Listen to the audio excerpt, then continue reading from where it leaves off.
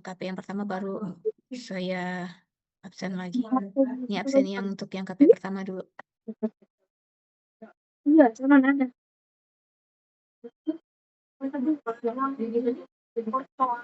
Belum.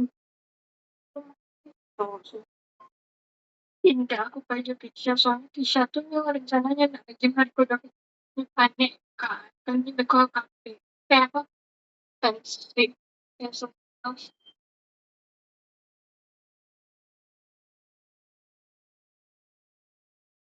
Yang sepas. Batman banyak. Jadi cukup kocok. Aku tuh males tuh seorang izin gitu. Soalnya si Tisha kan yang pensil. Aku males seorang izin. Aku sebelum itu si Gata.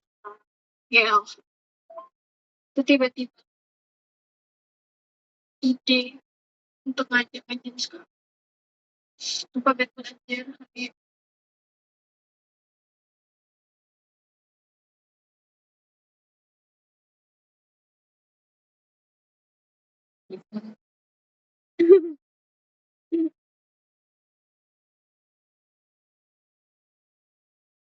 Ya,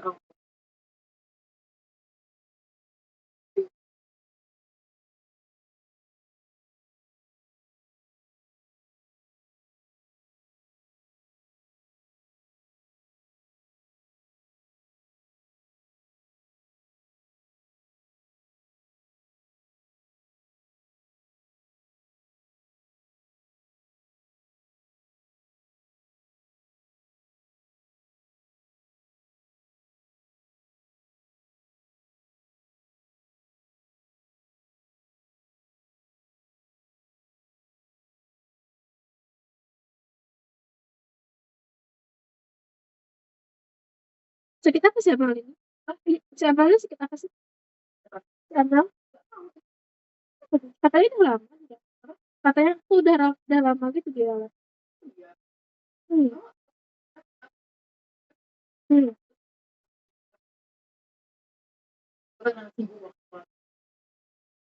Masih 81 dengan saya ini kayaknya. Nah, 80 malah sama saya. Ini masih banyak yang nggak hadir ya? Hmm.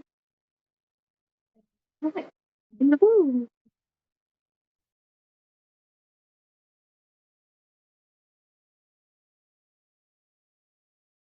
Sudah 13.15 adik-adik tolong diaktifkan kameranya semuanya. Kalau yang nggak bisa fokus nggak usah KP aja ya. Ini 82 sama saya berarti baru cuma 81. Sementara adik-adik 100 ya, 100 pas. Izin 96, dokter. 96 berarti seharusnya 97 sama saya nih. Ya. Ini Altaf Mana, Duratun Nafisa, Farhan, Raffi Amer, Faras, Nurul Askia, Altaf, Duratunisa, Teopani, Aulia, Tania, Al-Fatihah, cuma notifin video doang. Naila Syahira, jangan jidatnya doang ya adik-adik ya. Kazia juga. Ini Teopani, Tania Najwa,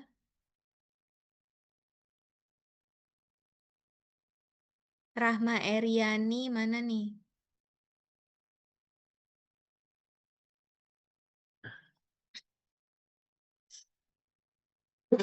Berarti 88 dengan saya, berarti cuma 87 yang hadir, 10 orang tidak hadir. Nanti minta tolong Fatir di data ya Fatir ya, siapa yang tidak hadir ya Fatir ya. Baik, dokter. Di Japri ke saya sama untuk pelaporan di di apa namanya di akademik juga sama ya. Baik, dokter. Nanti di Japri ke saya ya Fatir, terima kasih. Kita mulai saja adik-adik. Bismillahirrahmanirrahim. Assalamualaikum warahmatullahi wabarakatuh. Waalaikumsalam warahmatullahi wabarakatuh. Waalaikumsalam warahmatullahi wabarakatuh, dokter. Oke, baik. Untuk hari ini kita ada 2 KP ya. KP yang pertama itu kita udah mulai untuk preventif material ya. Saya izin share screen dulu. Sebentar. Oke.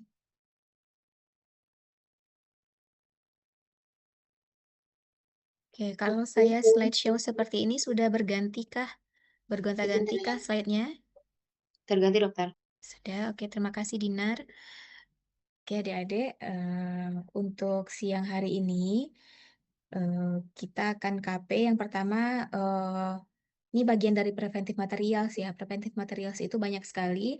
Jadi untuk yang pertama ini kita membahas tentang dentifrice. Dentifrice atau pasta gigi, kemudian ada mouthwash ataupun obat kumur, kemudian toothbrush, sikat gigi. Nah, pertama kita pahami dulu bahwa tujuan dari preventive dentistry yaitu adalah kesehatan rongga mulut sepanjang hidup. Nah, untuk mendapatkan tujuan itu, kita harus melakukan upaya-upaya pencegahan, ya, Bahasa Inggris sehingga lagi. kesehatan rongga mulut, gigi dan rongga mulut dapat terjaga. Nah, apa aja yang bisa untuk menjadi pencegahan di kedokteran gigi atau kedokteran gigi pencegahan itu yang pertama bisa dengan melakukan edukasi pasien, kemudian ada aplikasi fluoride, kemudian misalnya juga ada aplikasi dental sealant, kemudian nutrisi ataupun gizi yang baik ya, kemudian ada program kontrol plak.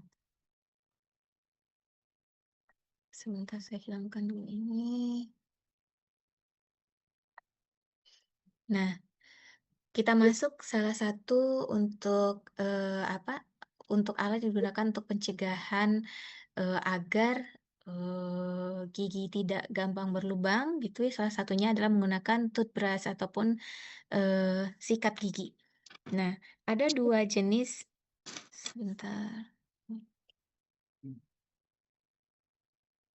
Nah, ada 2 jenis sikat gigi ya yang dikenal untuk saat ini.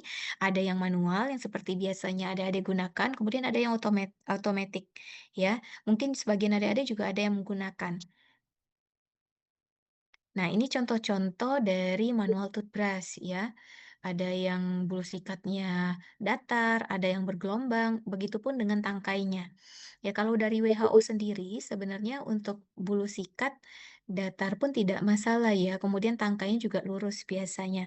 Nah, yang penting adalah bagian-bagian sulit itu dapat terjangkau oleh bulu sikat.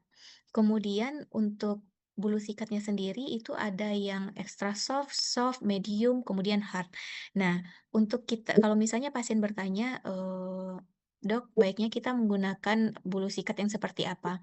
Idealnya adalah yang medium kalau ada, tapi sekarang saya lihat di pasaran yang medium, agak jarang ya, karena nggak tahu apakah pasar lebih menyukai yang soft atau bagaimana.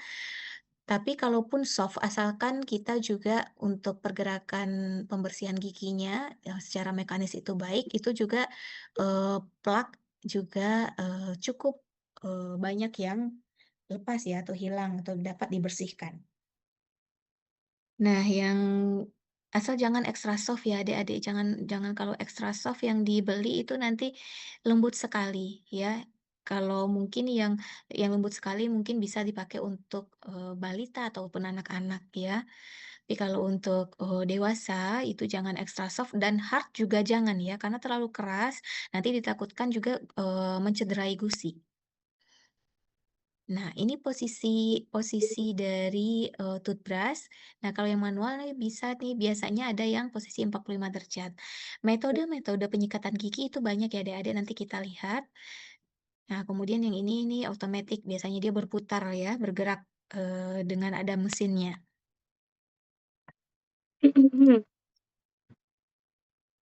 Ada yang pakai nggak kan? Nah, ini yang hati-hati Soalnya nggak pada yang saat pakai. penyikatan gigi.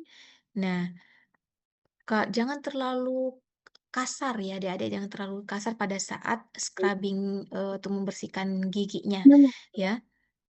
Nah, itu akan kalau banyak misalnya terlalu kencang, terlalu keras, nah itu bisa menyebabkan makannya ya. abrasi di gigi, kemudian juga resesi gingiva, ya sehingga, akar Iya, gigi, permukaan akar gigi iya. akan terpapar atau terekspos. Nah, seperti ini ya, contoh akibat dari improper brushing technique ya, sehingga Iya, Cok. terjadi abrasi. Nah, ya. Gingivanya pun turun ya, resesi gingiva. Nah, ini abrasi ini khas sekali ya adik-adik bisa lihat. Kemudian, nah banyak sekali metode dari penyikatan gigi. Nah, ini saya singgung untuk beberapa jenis metodenya. Nanti adik-adik bisa elaborasi lagi lebih lebih banyak ya. Karena kalau saya bahas satu persatu di sini itu juga tidak cukup untuk 1 jam kita membahas ya. Nah, di antara lain ada yang Bus method, kemudian ada modified Bus, ada charter method, ada Stillman method, ada Fons method, dan lain-lain ya. Kemudian, nah metodenya itu nanti beragam ya adik-adik, bisa dilihat itu yang mana yang kira-kira yang bisa membersihkan plak lebih baik. Kemudian biasanya, dengan penyikatan gigi menggunakan sikat gigi saja, terkadang bagian-bagian sulit itu ada yang tetap, tidak terbersihkan. Nah, jadi dibutuhkan alat bantu tambahan berupa benang gigi atau kita kenal dengan dental floss. Nah, dental floss atau, kayak benang dia ya, dia itu membantu, untuk menghilangkan plak biasanya di bagian interproksimal ataupun, proksimal gigi ya. Nah, cara penggunaannya adik-adik bisa lihat nanti banyak sebenarnya ya di bahkan di YouTube pun ada ya.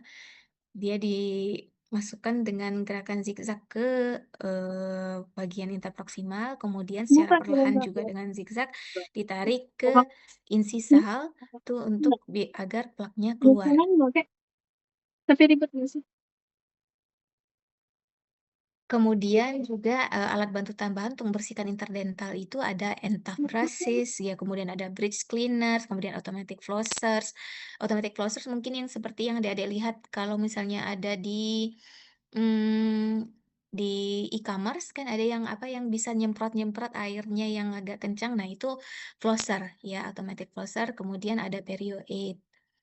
Nah, ini contoh yang untuk pembersihan interdental ya, selain pakai pakai, benang gigi atau dental floss, nah itu juga ada biasanya ini lebih banyak juga digunakan pada pasien-pasien yang menggunakan alat ortodontik ya, karena sulit untuk membersihkan, bagian proksimal, ada sikat gigi, proksimal ya, seperti ini kurang lebih bentukannya. Nah, ini untuk membersihkan bridge, kemudian ada kita lanjut ke obat kumur ya, obat kumur. Nah, eee, banyak pasien juga, menggunakan obat kumur sebagai alat apa, bahan tambahan untuk membersihkan, gigi dan rongga mulut. Tapi sebenarnya, kita kalau tidak dibutuhkan tidak harus sehari-hari itu menggunakan, obat kumur. Dan ada obat kumur tertentu juga yang masa penggunaannya tidak boleh misalnya lebih dari 2 minggu, karena misalnya lama-lama bisa, ada efek samping lain misalnya. Kemudian juga, ada obat kumur tertentu yang mengandung alkohol itu juga tidak boleh digunakan sering-sering ya. Karena bisa mengganggu flora normal di rongga mulut. Nah, kemudian biasanya yang disarankan itu untuk obat kumur itu kalau bisa yang mengandung fluoride, sehingga setelah gigi Gimana? dibersihkan dari plak, nah kemudian eee, dengan obat kumur mengandung fluoride diharapkan, membantu untuk gigi menjadi lebih kuat, ya. Nah, kalau, pasien bertanya, "Obat kumur apa yang bagus saya gunakan, Dok?" Gitu ya. Nah, adik-adik yang penting Kenapa nggak pakai kalau yang bisa merah itu gitu? obat kumurnya tidak mengandung Kayak alkohol ya. Kemudian juga, oh, penggunaannya kalau dibutuhkan saja gitu. Jadi tidak setiap hari, tidak setiap setelah sikat gigi wajib pakai pakai obat kumur, tidak ya. Jadi, misalnya ya kalau misalnya 3 kali dalam seminggu mungkin masih tidak masalah, tapi kalau tiap hari itu biasanya tidak kita rekomendasikan ya. Ya, apalagi menurutku makan Nah, ini beberapa contoh, obat kumur ya, itu masih ini ya, banyak yang lain ya Adik-adik ya. aku belum pernah Kemudian coba kita itu semua lanjut sih. ke dentifrice atau toothpaste ya, pasta gigi. Nah, ingredients ataupun, komposisinya itu didesain untuk membantu menghilangkan, sisa makanan dan juga, stain ataupun plak ya, dan itu dibantu dikombinasikan dengan gerakan mekanis menggunakan sikat gigi. Nah, banyak brand pasta gigi itu mengandung fluoride ya. Nah, jadi, kalau ditanya juga oleh pasien, "Bagusnya pasta gigi apa yang saya gunakan, Dok?" Nah, itu bisa dijawab, "Ya pasta gigi yang penting ada fluoride-nya, Bu," gitu ya. Nah, cuman pada beberapa kasus misalnya untuk nanti kita berhubungan dengan yang, KP kita yang kedua ya, tentang, fluoride. Ada yang pasta gigi yang, kita sarankan pakai fluoride, nah kemudian ada yang, eee, tidak barangkali ya, beberapa. Nah, kan banyak juga pasta gigi yang katanya ini bisa menghilangkan kalkulus ataupun karang gigi. Nah, biasanya tidak ada ya kayaknya apa, pasta gigi yang bisa menghilangkan karang gigi, karena karang gigi itu dia benar-benar keras ya adik-adik ya. Menghil eee, menghilangkannya itu kita butuh, alat sebenarnya ya, butuh alat. Butuh alat untuk menghilangkannya. Jadi nggak hanya sekedar dengan pasta gigi gitu ya. Paling kalau pasta gigi itu dia memang, mengurangi adanya plak, kemudian mengurangi untuk terbentuknya, untuk pembentukan kalkulus. Tapi tidak menghilangkan kalkulus yang sudah ada ataupun karang gigi yang sudah ada. Nah, apa aja kegunaan dari pasta gigi? Nah, itu dia bisa mengurangi biofilm, mengurangi stain, mengurangi kejadian, atau pembentukan karies dental, kemudian juga mengurangi hipersensitivitas dentin, kemudian membantu remineralisasi, struktur gigi. Nah, itu yang bagian-bagian yang mikro ya, adik-adik, yang benar-benar kerusakannya masih mikro dan nano yang kecil sekali. Tapi kalau sudah kerusakannya sudah cukup besar itu tidak bisa, ujuk-ujuk yang udah berlubang tuh langsung tertutup gitu nggak bisa, ya nggak bisa lagi. Kemudian dia mengurangi pembentukan kalkulus, ya, mengurangi pembentukan kalkulus ataupun karang gigi, tapi tidak menghilangkan karang gigi yang sudah ada. Nah, ini beberapa, komposisi dari, pasta profilaksis ya, dan juga pasta gigi. Ya, ini, biasanya komponennya ada abrasif, ada humektan, ada air, ada deterjen, ada yang perasa, yang pemberi rasa ya, ataupun agen pewarna, kemudian ada yang dikasih untuk agen terapeutiknya, contohnya fluoride, ya. Kemudian ini kombinasi ini bisa saja berbeda-beda dari setiap pabrikan, ya. Kemudian juga ada yang, mengandung deterjen, ada yang tidak. Nah, itu macam-macam ya adik-adik ya. Karena ada pasien-pasien, ada saja pasien yang alergi misalnya dengan deterjen nggak bisa gitu, misalnya bisa saja. Kemudian, nah ini pasta gigi untuk anak-anak. Nah, ini yang pasta gigi untuk anak-anak yang ada fluoride-nya. Ada juga pasta gigi untuk anak-anak yang tanpa fluoride. Ya, jadi ada dua. Tapi kalau untuk dewasa biasanya produsen menambahkan fluoride memang di dalam pasta gigi agar membantu untuk memperkuat gigi. Kemudian untuk, komposisi dari pasta gigi, kalau kita breakdown satu persatu, yang pertama ada kolloidal, binding agent ya, atau bahan pengikat. Itu kisarannya sekitar 0 sampai 2% ya. Bahannya bisa sodium alginat atau metilselulose, karbometilselulose, tragacan, and gum arabic. Fungsinya mencegah pemisahan fase padat dan cair pada saat penyimpanan. Nah, makanya pasta gigi adik-adik selagi dia tidak, rusak, ya baik Iya karena itu. suhu kah, ataupun karena dia sudah expired, nah itu pastanya pasti masih homogen. Nah, kalau misalnya, pasta gigi adik-adik itu sudah memisah ya antara fase padat dan misalnya udah kelihatan, terpisah ada dua dua pisahan gitu ya, ada yang kayak kok ada yang kayak berminyak, ada yang fase kayak krimnya. Nah, yang kayak gitu jangan dipakai lagi ya, karena berarti kemungkinan ada kerusakan. Kecuali memang akan ada pasta gigi yang memang dia ada yang gelnya, ada yang pastanya yang memang bentuknya seperti itu, ya tidak masalah. Tapi kalau misalnya dari awal dia bentukannya itu berubah, nah itu kemungkinan besar ada kerusakan. Kemudian ada humectants 20-40%. Fungsinya yaitu untuk mempertahankan kelembaban bahan sewaktu terbuka sehingga pasta tidak mengeras dan tetap stabil. Bahan yang digunakan sebagai humectants bisa gliserol ataupun propilen glikol ya. Contohnya ada yang gliserin yang sorbitol, nah itu sekalian ada kayak ada manis-manisnya gitu loh. Kemudian ada cairan glikol itu tujuannya untuk menghambat pertumbuhan bakteri dan jamur. Kemudian ada bahan abrasif, atau cleaning and polishing agent sekitar 25-60%. Fungsinya untuk membantu menghilangkan debris, stain, dan plak dari permukaan gigi.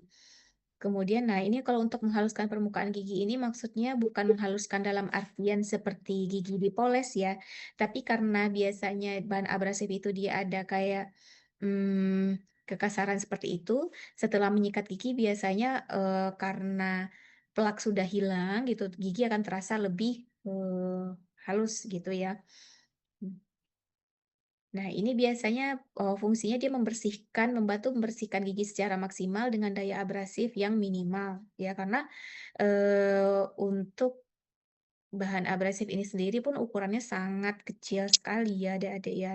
Jadi, yang digunakan biasanya tidak merusak permukaan gigi. Nah, contohnya apa saja? Contohnya bisa kalsium pirofosfat, ada di kalsium fosfat, kemudian sodium bikarbonat, hidrat silika, kalsium karbonat, di basic kalsium fosfat, kemudian sodium monofosfat, ada aluminium hidrat. Kemudian ada deterjen atau surface active agent. Nah, ini sekitar 0-2%. Fungsinya membantu membersihkan permukaan gigi dengan cara yang pertama menurunkan tegangan permukaan gigi. Ya, kemudian menembus dan menghilangkan deposit permukaan gigi yang ada di permukaan gigi, kemudian mengemulsi dan melarutkan debris. Nah, bahannya contohnya ada sodium N-lauryl sarkosinat, sodium okomonoglyceril, kemudian sodium lauryl sulfat. Nah, karakteristiknya berbusa. Kadang-kadang pasien ataupun eh, masyarakat itu merasa kalau nggak berbusa, menyikat gigi itu kayaknya nggak bersih gitu ya. Padahal sebenarnya tidak juga ya. Dengan kombinasi kombinasi dari, penyikatan gigi menggunakan sikat gigi dan pasta gigi itu saja sudah sangat membantu untuk mengurangi, timbunan plak di gigi ya. Cuman karena kebiasaan kali ya dengan berbusa juga dan juga kayak ada sisa-sisa minyak mungkin yang ada di, gigi dan rongga mulut pun akan lebih bersih. Tapi ada pasien yang memang ada yang tidak, yang alergi mungkin ataupun tidak suka menggunakan, deterjen. Nah, itu ada pasta gigi yang tanpa mengandung deterjen. Kemudian flavoring agent ataupun penyedap. Nah, ini ada yang, pasta gigi yang, rasa mint ya, peppermint, wintergreen, cinnamon, anise, dan lain-lain ya. Nah, itu memberikan rasa segar dan kenyamanan waktu digunakan. Nah, ini, kadang-kadang seperti apa ya, bukan pisau bermata dua sih, tapi kayak misalnya pada saat menggunakan pasta gigi, karena rasa segar yang diberikan, padahal misalnya nyikat giginya nggak sampai 1 menit, padahal yang dianjurkan sikat gigi itu kan sekitar kurang lebih 2,5 menit sampai 3 menit ya. Sekitar 2,5 menit itu, karena di setiap permukaan gigi itu kurang lebih 10 detik kita harus menyikat. Nah, karena rasanya udah segar karena ada mint itu, kadang udah rasa segar aja gitu, padahal belum bersih. Ya, jadi idealnya untuk pembersihan menyikat gigi tetap harus, sesuai ya untuk waktunya juga gitu. 10 detik per bagian, ya kayak misalnya gigi posterior itu dia ada 3 bagian, kayak rangka atas dia ada bagian bukal, bagian oklusal, dan juga bagian palatalnya. Nah masing-masing itu, ada waktu 10 detik. Nah kalau 3 bagian ya 30 detik, ya. Total kurang lebih 2,5 menit ya, minimal untuk, penyikatan gigi. Tapi banyak juga yang kurang dari 1 menit udah selesai aja sikat gigi ya. Kemudian ada preservatif, atau bahan-bahan tambahan lainnya sekitar 0-3%, bisa pewarna, pemanis, dan penstabil. Kemudian ada bahan terapeutik atau obat 0-2%, biasanya fluoride yang ditambahkan ya. Ada yang NaF, ada yang SNF, ada sodium monofluorofosfat. Nah, fungsinya mencegah atau mengurangi insidensi pembentukan karies gigi. Kemudian yang kedua, mencegah atau memulihkan penyakit gingiva. Kemudian ada air 15-50%. Oke. Oh, yang ini saya hapus ya. Ini KP lain. Sebentar. Oke. Oke, adik-adik, saya rasa itu untuk KP kita yang pertama. Sampai di sini kira-kira ada pertanyaan tidak untuk material preventif yang pertama?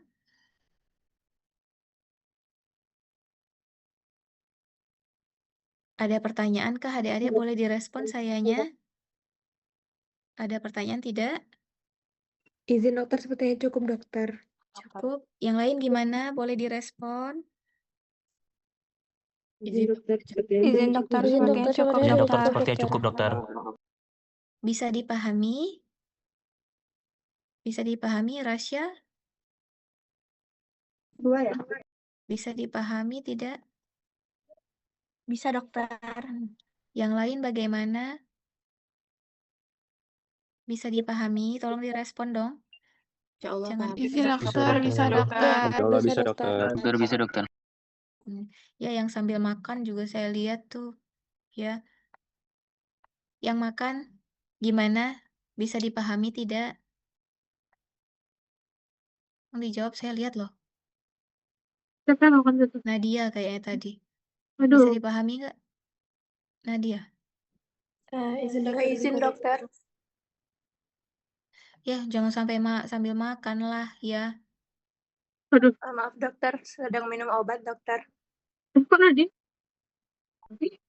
Seharusnya bisa tadi kan minum obatnya. Kenapa harus sekarang? Maaf dokter. Ya. Oke, berarti tidak ada pertanyaan untuk KP yang pertama ya. Masa iya? Seru. Oh iya ya. Apa Rizky Amanda? Izin dokter, tidak dokter. Oke, untuk yang KP kedua sebentar. Boleh dikirimkan Fatir yang untuk yang KP pertama Fatir. Siapa aja yang tidak hadir Fatir sama screenshotnya ya Fatir. Di Japri ke saya. Izin dokter, baik dokter. Saya minta waktu sebentar dokter. Oke. Sebentar. Jantung aku hampir Yang copot. ketahuan ini ya, yang apa namanya, yang nggak hadir tapi ngisi absen. Nah, itu nanti saya tandai ya adik-adik ya. Jangan nggak hadir tapi ngisi absen. Nah, kasih tahu teman-temannya. Oke. Bentar.